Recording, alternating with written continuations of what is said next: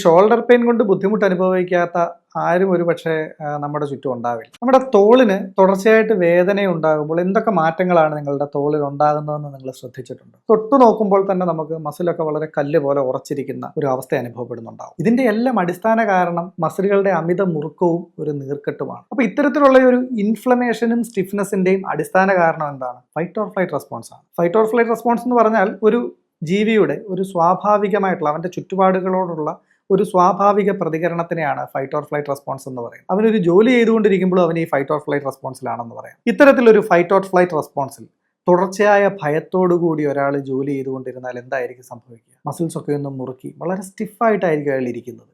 ഈ സ്റ്റിഫ്നെസ് തന്നെയാണ് ഈ കണ്ടിന്യൂസ് മസിൽ സ്പാസം വഴി അവിടെ ഇൻഫ്ലമേഷനും പെയിനും ഒക്കെ ഉണ്ടാക്കും. കാരണം വളരെ റിലാക്സ് ചെയ്ത് ഒരു കമ്പ്യൂട്ടർ ഉപയോഗിക്കുന്ന അവനവൻ്റെ ജോലി ചെയ്യുന്ന ഒരാളെ സംബന്ധിച്ച് ഒരിക്കലും അത് അയാളിൽ ഷോൾഡർ പെയിൻ ഉണ്ടാക്കുന്നില്ല. അതായത് നമ്മൾ എന്ത് ചെയ്യുന്നു എന്നുള്ളതല്ല ഷോൾഡർ പെയിന് കാരണമാകുന്നത്, എങ്ങനെ ചെയ്യുന്നു എന്നുള്ളതിലാണ്. അതുകൊണ്ട് തന്നെ നമ്മൾ സ്ട്രെസ്ഡ് ആവാതെ വളരെ റിലാക്സ്ഡ് ആയിട്ട് ജോലി ചെയ്യുന്ന ഒരാളെ സംബന്ധിച്ച് ഈ കമ്പ്യൂട്ടറിന്റെ ഉപയോഗമോ ഒന്നും അല്ലെങ്കിൽ എഴുതുന്നതോ ഒന്നും ഷോൾഡർ പെയിൻ ഉണ്ടാക്കില്ല. പക്ഷേ അയാൾ വളരെ സ്ട്രെസ്ഫുൾ ആയിട്ട് ആ ജോലി ചെയ്യുകയാണെങ്കിൽ അത് തീർച്ചയായിട്ടും ഷോൾഡർ പെയിന് കാരണമാകും. ഷോൾഡർ പെയിൻ്റെ ഒരു അടിസ്ഥാന വികാരം എന്ന് പറയുന്നത് ഇൻസെക്യൂരിറ്റി ആണ് എന്ന് പറയും. അങ്ങനെ മാസങ്ങളോ ആഴ്ചകളോ നമ്മളൊരു മസിൽസിനെ തുടർച്ചയായിട്ട് മുറുക്കി പിടിച്ചുകൊണ്ടിരുന്നാലോ ഉറപ്പായിട്ടും അവിടെ ഇൻഫ്ലമേഷൻസ് ആയി, സ്റ്റിഫ്നെസ് ആയി, പെയിൻ ആയി. ഈ ഒരു സ്റ്റിഫ്നെസ്സും വീക്ക്നെസ്സും ഇൻഫ്ലമേഷനും ഒക്കെ നിൽക്കുമ്പോൾ തുടർച്ചയായിട്ട് നിന്ന് കഴിഞ്ഞാൽ അത് സ്വാഭാവികമായിട്ടും അവിടെ കശേരികളുടെ തേയ്മാനത്തിനും ഡിസ്ക് ബൾജിനും ഒക്കെ കാരണമാകും.